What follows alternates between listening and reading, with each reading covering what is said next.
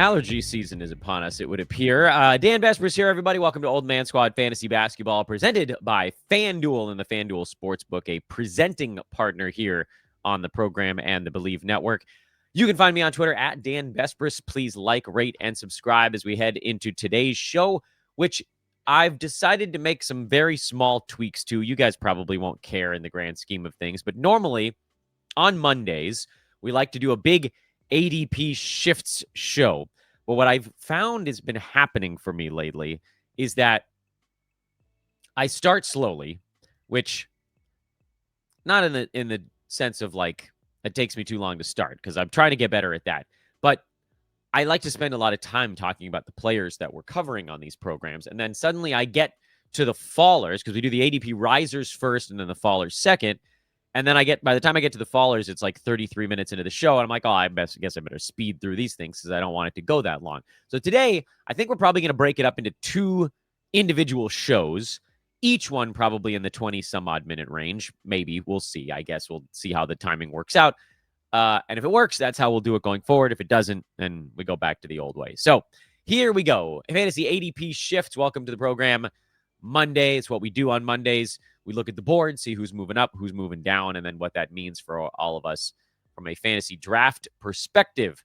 So here on this program, we are only looking at this sheet, the ADP Risers board. The names that we're going to cover on this one, there are a dozen of them. Kevin Porter Jr., Zion Williamson, Santi Aldama, Jalen Green, again, Donovan Clingan, Amen Thompson, who, remember, somehow ended up on the fallers board, and we knew that wasn't going to last. Josh Giddey, Mark Williams, Payton Pritchard, Myles Turner, Kevin Durant, and Ausar Thompson. Yes, we got both Thompsons on the ADP Risers board.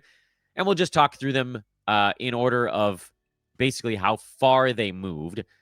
And this is not the only player list of risers. I skipped over some names in there, like Dante DiVincenzo went from 129 to 127. I just didn't think that really mattered all that much because, yeah, I mean, it was an okay size jump. He moved 1.7 basically, but he had just gone down a little bit the week before. It felt that one a little bit more like an arbitrary change, where with the rest of these, the ones that we're going to cover on today's show, I think these do have some sort of meaning, some sort of basis in event or fact. Kevin Porter Jr. was the biggest mover. Actually, this is regardless of who on the board. He was the biggest mover over the last week. 3.5 was the jump for Kevin Porter Jr. from 127 to 123.5. I know that's still pretty far down the board, but he was at 130 the week before. So he's actually jumped almost 7 slots in ADP over the last 2 weeks. And as we've talked about many times on the program, an ADP shift is merely telling you where they're headed. It's not a final destination, 123.5 for Porter. This likely means that if you just looked at drafts over the past week, he's probably going somewhere in the 115 to 120 range. That's notable. That is a 10th round draft pick. That's a guy that is reliably coming off the board basically every single time. He went around pick 130-something in the expert mock I was running that just ran out. So, there are still drafts where he goes later than this. But people are drawn to him. And ADP, specifically Yahoo ADP, has been pretty well influenced this year by points leagues. The default setting for Yahoo leagues, when you just click to open up a new league, is a points league. The default setting when you're looking for a Yahoo prize league is a points league. The other ones still exist, but you have to click somewhere to get to them, which in the past you didn't have to do that. It had always been 9-category head-to-head. That was always the Yahoo default setting. Well, now they've gone to points league head-to-head because, and I have on good authority that the logic behind it is to try to convert fantasy football players into fantasy basketball players. And that was the way to do it. Just be like, hey, look, basketball is just like football. All you got to do is worry about who gets yards, or sorry, points. I mean, basketball's not the same. Anyway, the Kevin Porter Jr. thing is based in more than just the points league element, but the reason that he's flying as fast as he is and the reason he's getting so much attention is because he has throughout his career, in addition to having other issues, so let's just forget those for a minute, he's been much more points league friendly. This past season, his percentages weren't bad. At least once he got to Milwaukee. They were not very good with the Clippers. But historically, he's a 43.5% shooter from the field, a 73.5% free throw shooter who turns the ball over pretty regularly. The assist to turnover ratio is not that bad, but the turnovers are pretty high when he has actual basketball responsibility. And he's crushing typically both percentages. He's ruining them. During his 30 games in Milwaukee, he shot 49% from the field and 87% at the free throw line. I do not expect those numbers to maintain. He was also at 41% from downtown, career 35% are there. That number also probably does not maintain. The thing about Kevin Porter Jr. is if you look at just basically everything he's done in his career, because it's been fits and starts to a certain degree, he had a couple of seasons in Houston where the Rockets were like, yeah, but maybe it'll work for us, the Arrested Development meme. And they gave him a whole bunch of playing time. And he put up pretty good counting stats during that stretch.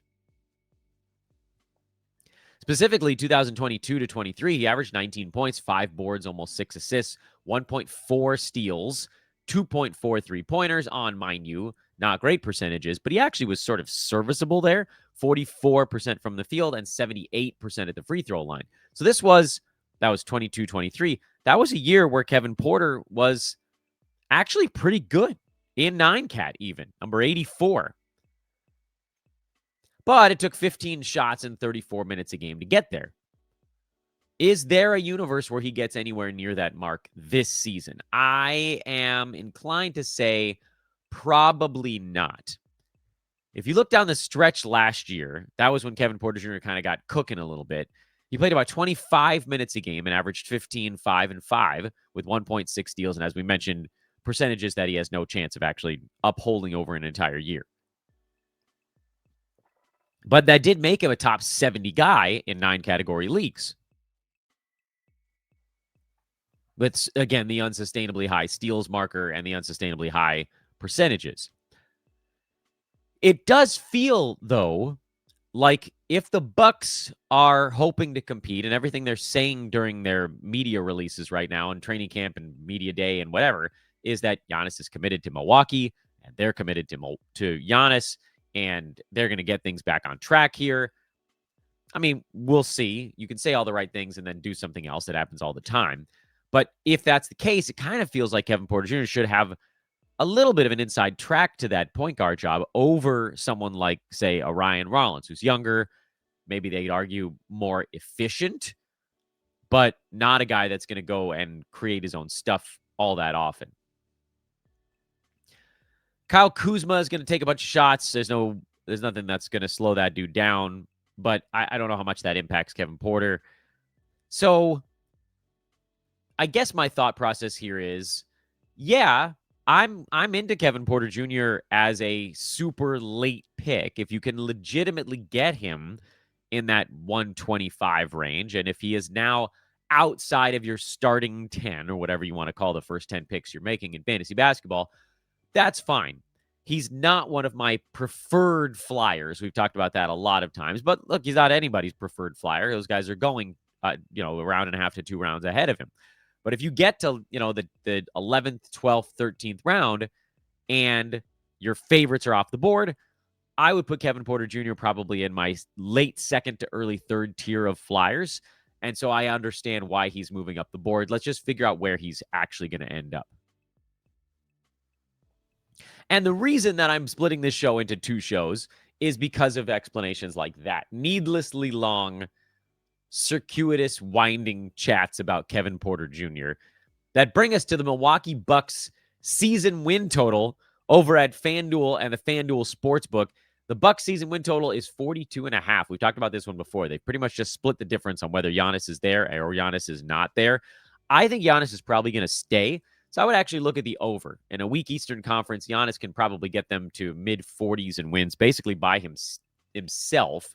If you look at really almost like the Bucks got to 48 last year, and I thought they were generally kind of bad. I guess the Dame stuff is part of it, but like, I don't know. What's going to stop them from getting back to that same general area? They did win their last 8 games. I guess that's a fear, is that they go through a lull, but they don't finish strong. But that's your number over at FanDuel, if you're into that sort of thing, as they say.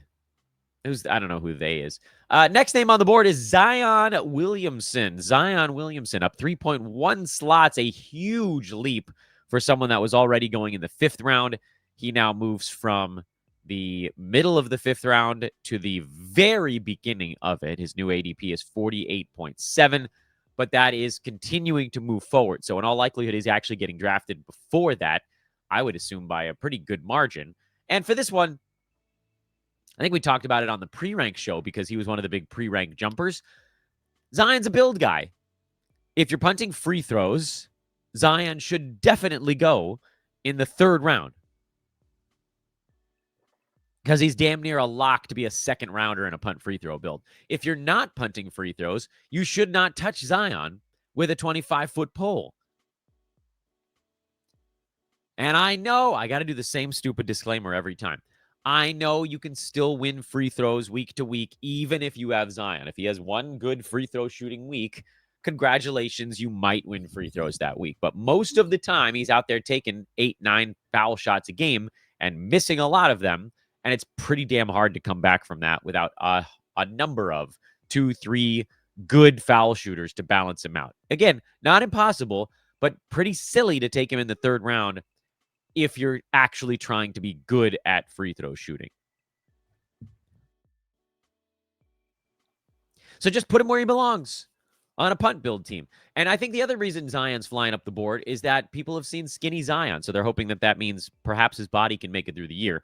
I still don't know the answer to that question. I would assume he cannot, but hey, I hope he proves me wrong. Santi Aldama up 2 slots to 119. It's not a big jump for somebody in the 10th round. He moves from the, technically, I guess, the 11th round to the 10th round with this shift. I put him on here because I think he's going to keep going sooner because the Grizzlies have so many injuries to their front court. Aldama last year was number 112 in 9 category leagues on 12.5 points, 6.5 boards, 3 assists. He's a guy that can put up some decent counting stats, even if the percentages are not particularly good. But he's on a team now that is down Zach Edey for probably the first month of the season. JJJ probably the first couple of weeks. Edey might even be longer than that.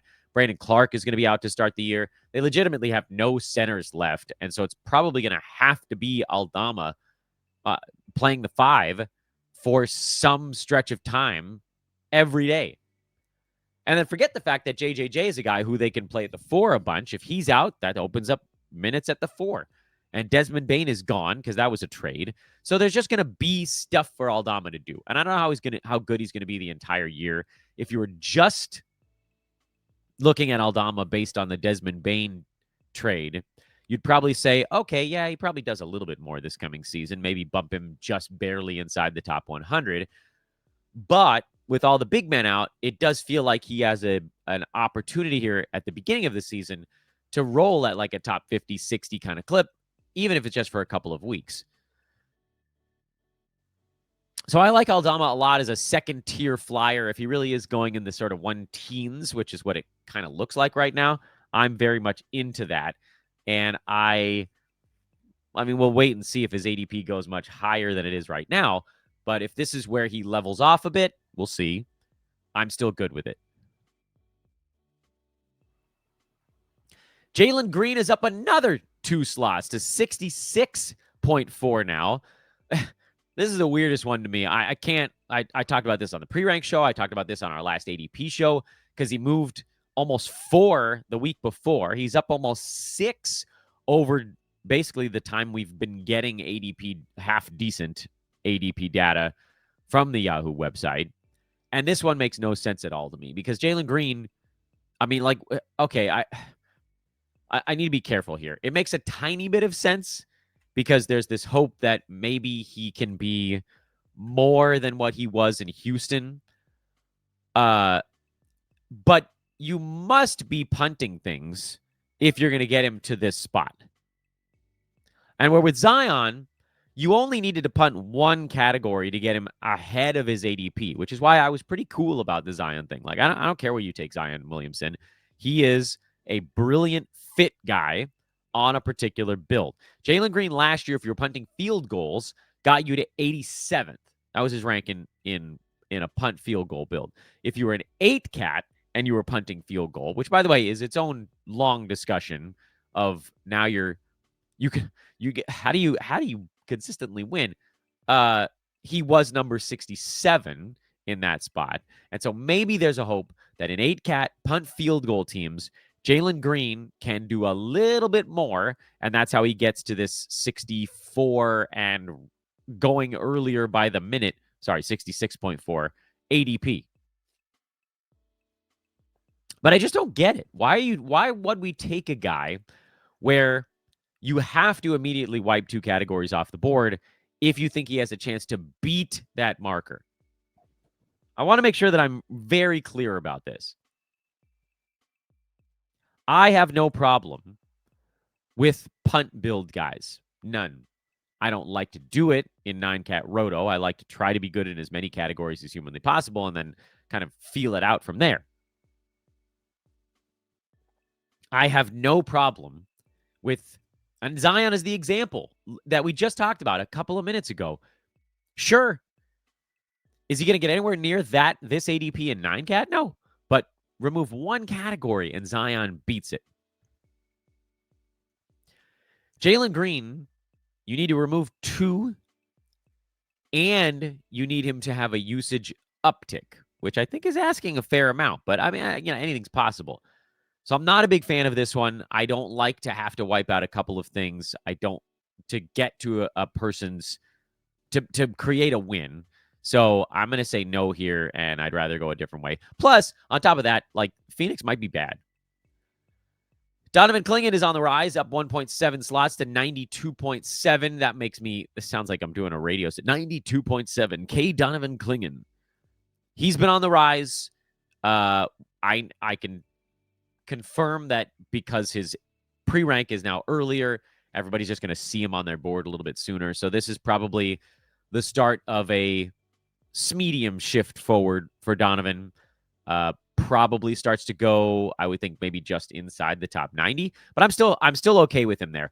I loved Donovan Clingan when his pre-rank was 100 and his ADP was in the mid 90s at that point. I still like him even at this new marker. I think Clingan in 9 category leagues in particular has a chance to be a top 60 guy this year. He can do it in about 27, 28 minutes a ball game. I don't know. I mean, like, I think he probably does get to play that much. He's a gigantic human being. So I can't speak to whether or not his body will last the season. We'll sort of have to cross our fingers a little bit. But I still like Donovan Clingan at this new ADP. I think that I'd probably go as high as mid 80s on him before you get into centers that are slightly safer. Amen Thompson, to no one's surprise, is now on the rise. His pre-rank went way up the board, so now the ADP follows. He's back inside the top 30 at 29.9 in average draft position, and this is fine. Like, I don't know if you're going to have to take Amen Thompson in the second round this year. There are going to be drafts where he goes in the second round. I would prefer to take him in the third. But much like with Zion Williamson, he is a terrific punt free throw guy. He was number 25 at punt free throw last year, and no Freddie VanVleet, and they sort of thinned the herd a little bit there. So I would assume that in punt free throw, he might even be a little bit better than that. He's a great punt threes guy. He's a great punt points guy. There's a lot of really cool builds you can do with Amen Thompson. But again, I'd rather not, if possible, take him in the second round. If you can get Amen Thompson in the third, I'm all about it. He fits in so many different spots. And honestly, he might just be a third rounder in 9-cat leagues. And so if you're messing with any of the categories, he goes higher than that. But I like Amen Thompson here still at 30. I think you probably have to get him end of second, beginning of third, which that's different. When I say I don't want to take him in the second round, I mean, I don't want to take him at like 17. But, 23, 24, 25, 26, 27, all that, those are all the same. That's all late second, early third. You can mush that together. Josh Giddey up 1.3 slots again to 32.3. This is a reflection of not only just the buzz that he has going into this year, but the fact that he's now number 24 on the Yahoo boards, up from 37 all the way to 24. His ADP is going to keep rising. I would assume it's even higher or earlier. I guess I should say next week when we do this again. Probably ends up inside the top 30 by ADP. And he's a guy that, I don't know. I mean, I guess he kind of does belong at the end of the second round based on what we saw towards the tail end of last year when he was a first rounder. 8-cat, he's like he has first round potential in 8 category leagues, and he's an across the board guy, which is also kind of cool. Yeah, I mean, the free throw is probably not going to be super helpful, and I don't know that the threes are going to be super helpful either. But like 9 category leagues, his floor is probably 40. Maybe 50 if you want to be really negative about it. 8 category upside is first round. And sometimes you just have to take a shot there. So much like Amen Thompson, Giddey, you probably need to take late second or early third. And, where he and Amen Thompson differ is that Giddey's not as bad as at a foul shooter. His turnovers are going to be much worse. Amen Thompson's going to be better at shot blocking. But both guys kind of do a lot of stuff. I think if you want to sort of play it safe in your mind, just assume that Giddey and Thompson both end up ranked somewhere between 25 and 45 in 9 category leagues. And so taking them, unfortunately, kind of near the front end of their straight 9-cat value is not the most fun thing to do on earth. But the second round is so thin, and the mid to late third round is so thin that everybody's getting pushed up to sort of the middle end of the second round, even guys that I don't think people really believe are going to end up there. I don't think people really think Amen Thompson is going to be a top 29 category guy this year, but he's going to get taken there because what the hell else are you going to do once the guys that are going to be good are off the board? You kind of have to take somebody that you think is a little bit of a swing with at least a decent floor. And Giddey and Amen Thompson, I think, both fall into that category. So ADP wise, do I want to take Josh Giddey at 24, where his pre-rank is? I'd rather not, but I also understand you probably have to. And the fact that his ADP is at 32.3 is just telling you it's on the way up. Mark Williams up another 1.3. He didn't move that much the week before, but he started way ahead of his pre-rank, and now the pre-rank is adjusted earlier, so I'm curious to see if those two things kind of merge in the 80s, or if the earlier pre-rank is going to create a snowball effect where people are like, oh, crap, well, I got to take him ahead of his pre-rank so that I can make sure I get him, and then the ADP does the same thing.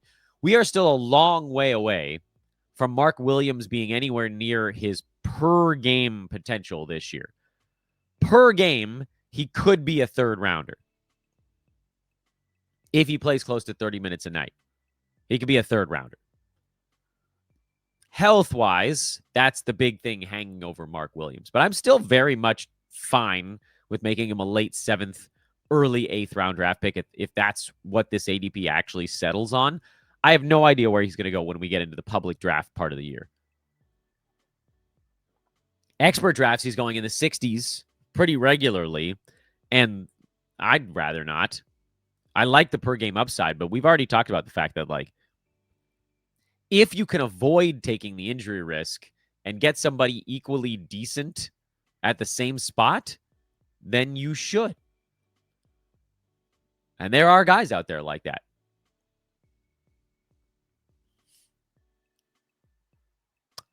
Payton Pritchard up 1.2 to number 79. He is inching his way towards not being all that much fun to draft anymore, because this is where he finished last year. He was number 79 last season. The good news here is that he's got nowhere to go but up. Anthony Simons can only take so much of what was left behind in Boston. And we've talked about Payton Pritchard a billion times on this show, so I don't want to do a long side thing on Payton again.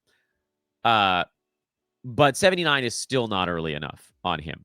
At some point here, it does kind of feel like we're going to wipe out the value, that he's going to start going maybe in the 60s. And then you're like, well, this is like, what am I getting myself into here? But as long as you can still get him in the 70s, I still think I would.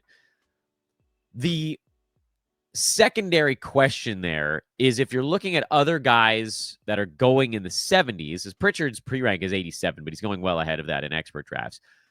Other guys in the 70s include, Myles Turner, although his ADP is much earlier than that. OG Anunoby is in the 70s. Cam Johnson's in the 70s. Rudy Gobert is in the 70s. And so you look at this list where you're like, all right, I like Payton Pritchard a lot. I think he has a chance to be a big leaper over his pre-rank when it was in the 90s. But if I have to take him in the 70s now to get him, and there's a guy like Rudy Gobert is such a weird example to use here because they're two very different fantasy basketball players, but he makes almost the most sense to me when you're like, nobody wants Rudy, but he was number 62 in 9 category leagues last year, and he has to do almost nothing to get back there. And if he happens to block an extra 0.3 of a shot per game this season, then Rudy's, just like Payton Pritchard, has a shot to be a top 50 guy. But you don't have any question marks. And for me, the question marks on Pritchard were the percentages real last year? Because he was hitting 3 threes a game and shooting like 48% from the field. Is that something that could actually stick without Jason Tatum around? I don't know. We'll see. And I like Payton Pritchard a lot. He was one of my favorite, he was before flyer types, but he was in that kind of sleepery zone. And I don't know how much farther forward he can go while he's still a sleeper. Still at 79, I would take him. If that's actually where he goes in drafts, is in the mid to late 70s, I'm still good with it. But we are, again, kind of approaching an area of fear. Speaking of Myles Turner, he's the next name on the list at 55 now. He's up another 1.2, which is surprising because he was already going way ahead of his pre-rank. And I thought, all right, well, he'll level off there. His pre-rank hasn't moved from 73 at all yet. And yet his ADP jumped this last week from 56.2 to up to 55. What I'd like to see was that an arbitrary jump? Because the previous week it only moved by 0.2. It felt very like that's kind of where he was. It seems like you do have to take Myles Turner in the 5th round in expert drafts right now. We'll see if he slides to the 6th once we get to more public drafts. But at the moment, Myles Turner in the 50s is, I don't want to say, it's not exciting at all, but he's number 49 last year, and he figures to probably do about the same stuff in Milwaukee that he did in Indiana. If you're hoping and praying and kissing and squeezing, you hope that maybe he plays an extra minute per game. And so maybe the rebounds go up by like 0.2, and that's how he inches like 3 rank slots forward. I think that's probably what you're hoping for with Myles Turner this year. It's just a little bit more playing time. But, there's no guarantee there. Maybe the Pacers were playing him 30 minutes a game because they felt that's what his body could handle. I like Myles Turner in the 5th round. I have no problem with it. I just don't think it's all that fun. If he falls into the 6th, he starts to get fun. And if he falls any farther than that, he gets very, very fun. But it doesn't seem like that's happening. So, fine. Myles Turner, 55. Let's see if he moves back down after an up week. I hope he does. Kevin Durant up a 1.1 to 22.7. I expect him to keep going earlier and earlier. He did finally get adjusted into the 2nd round in the Yahoo pre-rank board. So that's another reason why the ADP continues to move forward, but also because he was just going too late. Initial ADP was 25.6. Now it's a 22.7. So he's up 3 over the last 2 weeks, I would think, and rising. You're going to have to take KD in the middle of the 2nd round if you want him. But also I think he's a pretty solid mid-2nd round guy, because he's going to be a 1st rounder per game this year. I can almost guarantee it. And then you just have to hope that he makes it through 66 ball games. And finally, on our Risers show, as again, we split this into 2 separate beasts, I can't tell you just yet. I can tell you in a minute, But first, I have to tell you guys about our friends over at the HOF app and HOFapp.com. It is the tool that experts use because it uses powerful analytics, tens of thousands of projections and data points to put the odds in your favor. It tilts the board towards you. The HOF app and just HOF at large is your tool for picking better money lines, for building smarter parlays if you're into that sort of thing. It just gives you all the probabilities, all the insights, all the trend lines, all of the expected outcomes, and you can kind of turn off your brain a little bit. Created by Ivy League sports geeks, as he adjusts his bifocals, the HOF app and HOFapp.com is the tool if you want to get some wins under your belt. And for a limited time, listeners of this podcast can get a 7-day free trial and 50% off the first month if you decide to let it ride. See what I did there? See what I did there? Yeah, we're having a little fun with it. With the code SQUAD, SQUAD. 7-day free trial and 50% off the first month with code SQUAD. Just download the HOF app and use code SQUAD at checkout today. You can download it and get it started for free. If I didn't make that perfectly obvious, go do it. The heck are you waiting for? Man, you're all set. Now the last name, Ausar Thompson. We got both Thompsons. Ausar is up one slot, one ADP position, to 95.3. And I hate that this is happening, but I'm also not at all surprised by it. Ausar Thompson is likely to have a breakout kind of season where we saw little bits and pieces of it at the tail end of last year, largely when Tobias Harris was out of the lineup, but a little bit when he was in as well. And over that stretch, Ausar was a top 60 guy in about 29 minutes a ball game.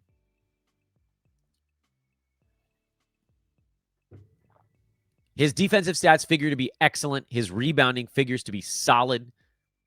I don't think he's going to score very much.